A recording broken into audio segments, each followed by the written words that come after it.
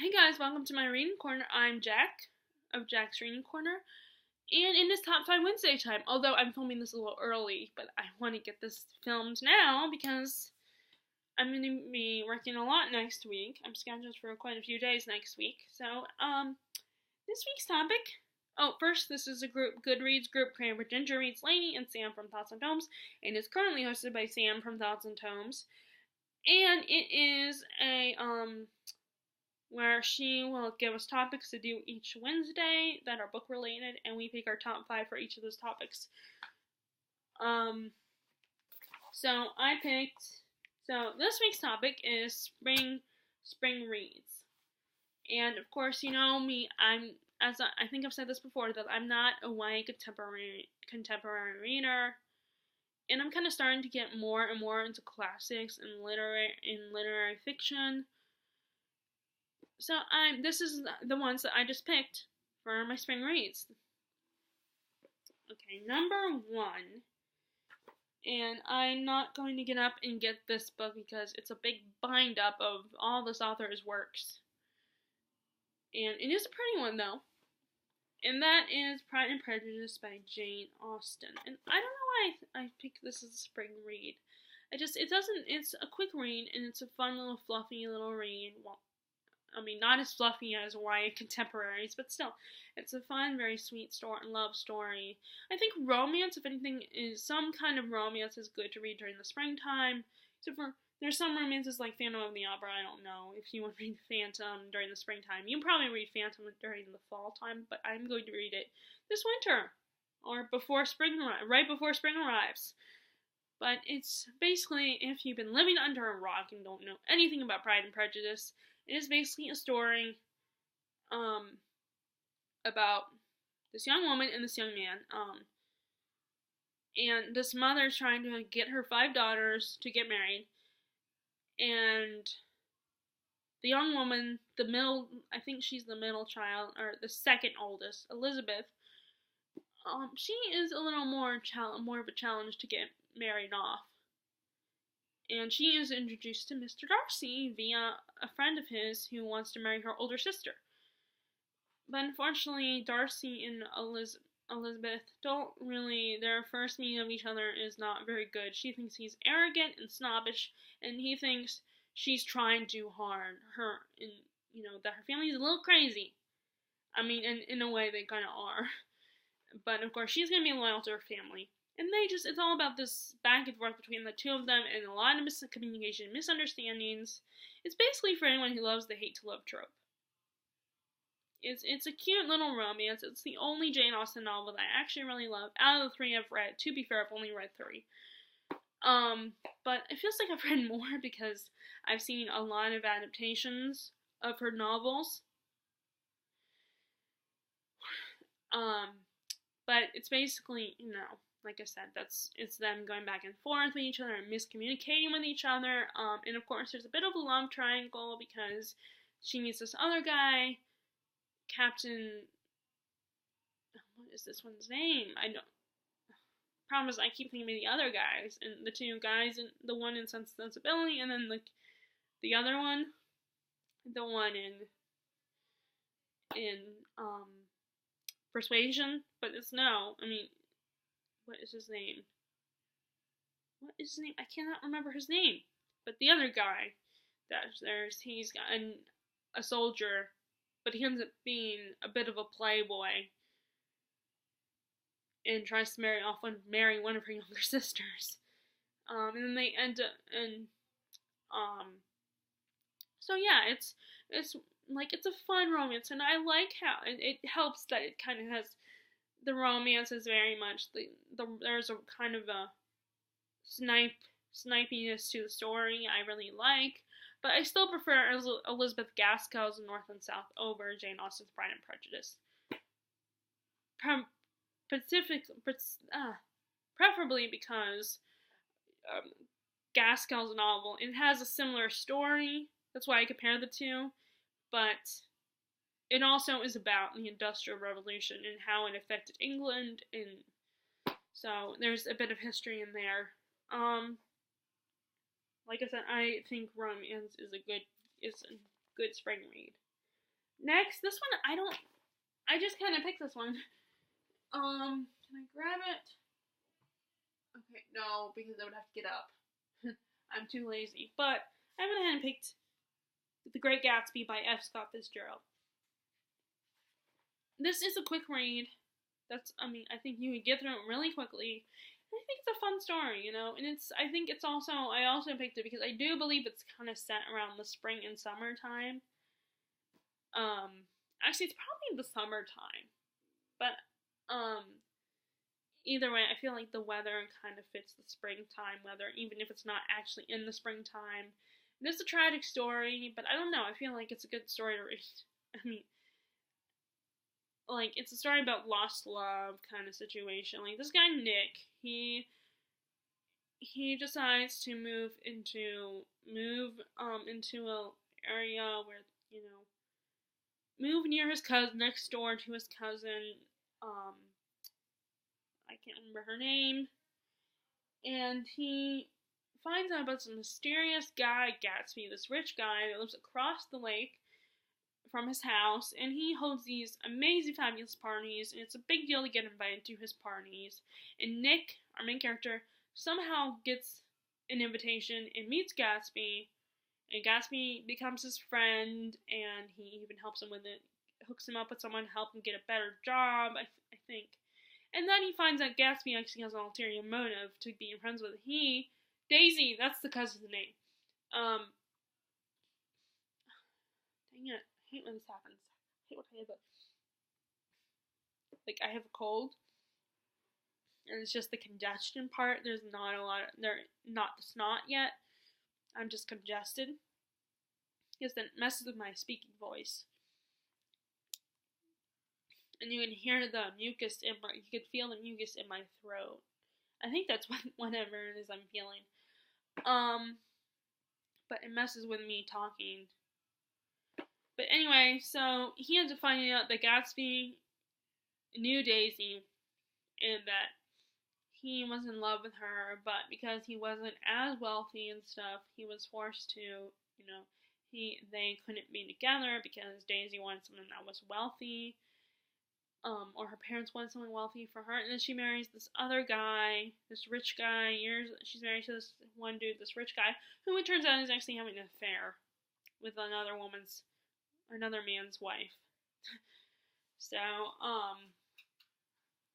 which is it's so messed up. And Nick is put in the middle to play Cupid. But of course, you know how that goes. So yeah, I just picked that one. It's one of my favorite classics. It's one of the easier classics. It's not as dense. So number 3 is, this one is kind of obvious why I picked this one.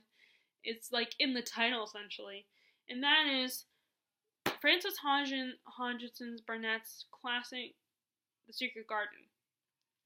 Like I said, I'm sure you can figure out why I chose that one for the springtime. It's a beautiful story. You know, this little girl, Mary Lennox, her parents had died, and she is sent to live with her uncle, who's very isolated and keeps to himself. He's a rich man, lives on the moors, and when she's living there, she discovers a locked garden that used to belong to the guy's wife who died, her uncle's wife. And she decides to open up this garden and try to bring it back to life.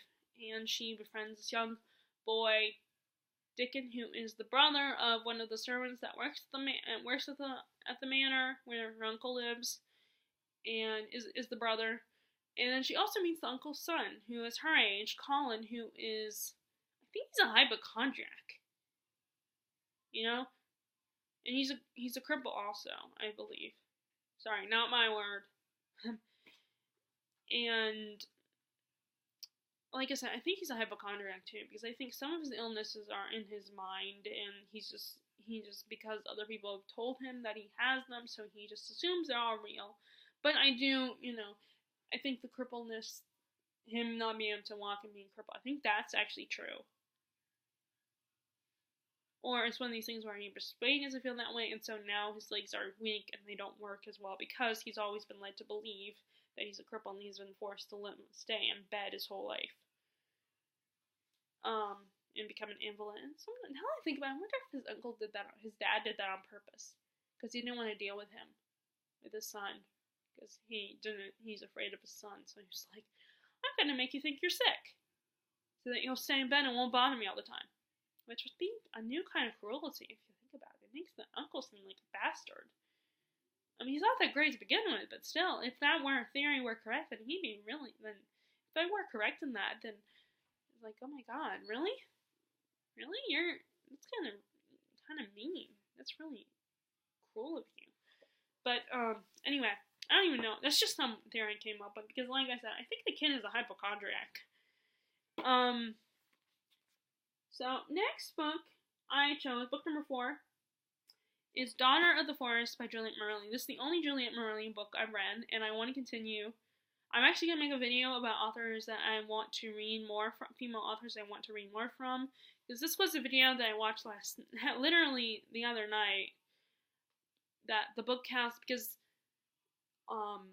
Friday was International Women's Day, and the Book Castle and Simon from Savage Reads did videos about that related to, and plus, but then I figure even if I'm not filming this on the day, on actual International Women's Day, March is Women's Month, so I think I could get away with doing that this month, uploading a video on that this month. But anyway,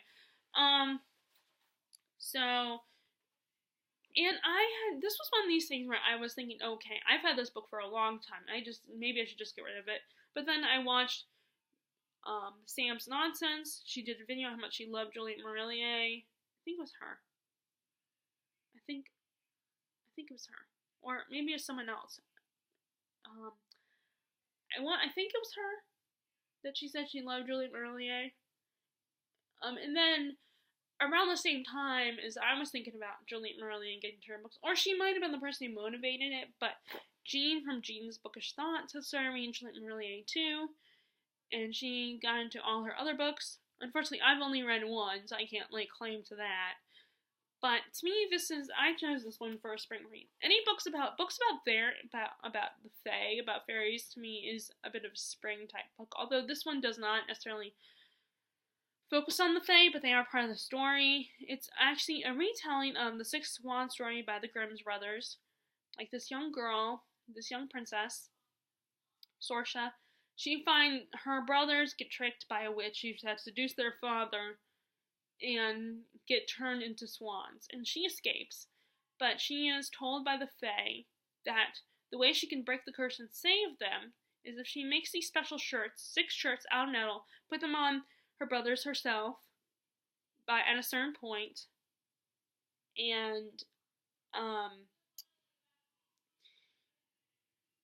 then she must remain mute. She can't tell anyone about it. She cannot speak to anyone at all. And that's basically the main plot. But there's another part of the plot where she meets the people that are the enemy of her kingdom, and they take her because the prince of that kingdom, or he's going to be the king, he finds out that she has something up his brother's because she had met his brother, not realizing who he was, that he was a young prince. She just knew he was part of the enemy kingdom, but she still helped him because she didn't agree with how his father's people were treating him. They were torturing him and stuff, and she saved his life. And then he gives her this medallion, and then the older brother sees that she has this when he meets her while she's traveling because she's told by the fae it's time to move on. And and she ends up being stuck in the other kingdom as a prisoner. But it does have a romance in the story. That's all I'm gonna say, but I'm sure you can guess who the romance is with. But like I said, I feel like, again, as a romance, there's fae in the story, and it's a very nature-oriented story, I feel like. Because the princess Sorsha, is forced to live kind of out in the wilderness to protect herself from the witch, or sorceress, or whatever they want to call her. And it's another chunky book. It's this kind of size book. But still, it's a great story, and surprisingly, I got through it really quickly. I mean, it still took me a whole month maybe even 2 months, I don't remember. But I enjoyed it. It's not as exciting or action-packed as Sarah J. Maas's books are, or even Brandon Sanderson's books. But it's still it's a great story. And I feel like it's very spring read because of the elements I said it had. Okay, so the last one is another one that should be obvious. It's the same reason that I chose The Secret Garden, and that is The Forgotten Garden by Kate Morton. I love Kate Morton. She's my favorite historical fiction author, although some people, although she does kind of go back and forth between the past and the present, usually her stories are mysteries in a way where the modern day woman, and they're about women usually, she finds something that gives her, that suggests of something that happened a long time ago in the past, and she decides to piece it together and figure out the truth behind the events that happened in the past. And we get that story we get the modern day story, and then we get to see what happened in the past. And usually she ends up being connected to it somehow, like she's related to the people from the past, or if she knows someone that is. But yeah, a lot of times it's because she's related to them. And I still have not gotten around to buying Clockmaker's Daughter. Who knows? Maybe if I can go with my mom to Walmart and she drops me off at Books A Million, fingers crossed. I might decide to get it. I don't know, but it is out on hardback right now because hardback comes first in the U.S. So I don't know if I'm gonna, so I might get it, I might not. But I also need to get Queen of Ash, Kingdom of Ash by Sarah J. Maas. But I keep making the excuse of, okay, I need to finish reading I need to read the 5th and the 6th book first, and then I will buy Kingdom of Ash.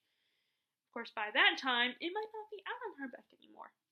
Although it does take a while for my Books A Million to get paperback editions. It took forever for them to get Winter, the 4th and final book in the Lunar Chronicles, in paperback. But anyway, those are my 5 spring reads.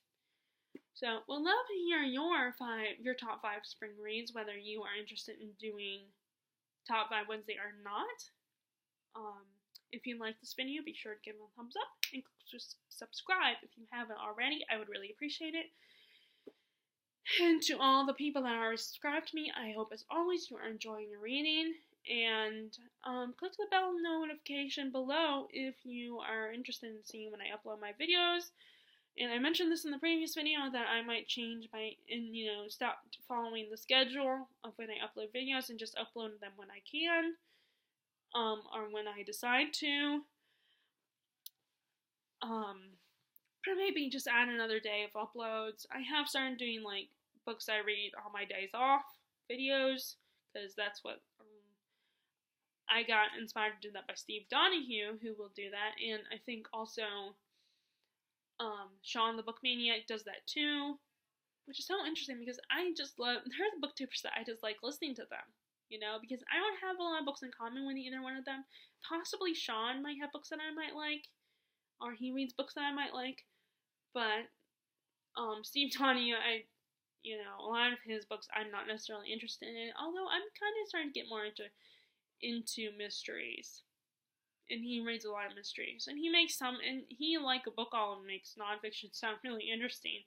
But he has such a great, charming personality. He's so funny and so laid back kind of person. The same thing with Sean the Book Maniac. And plus, it's so cool that Sean lives in Japan too. I think that is really cool that he's able to do that. But both those guys, I would love to see them do audiobooks. I think they have great voices for reading audiobooks. I don't know how you get into that, though. I don't even know, and they probably aren't even interested, but I think that they would, if they were interested, they have great voices for it. So anyway, I'm going to go now, and I will talk to y'all later. And as always, I hope you're enjoying your reading. Bye!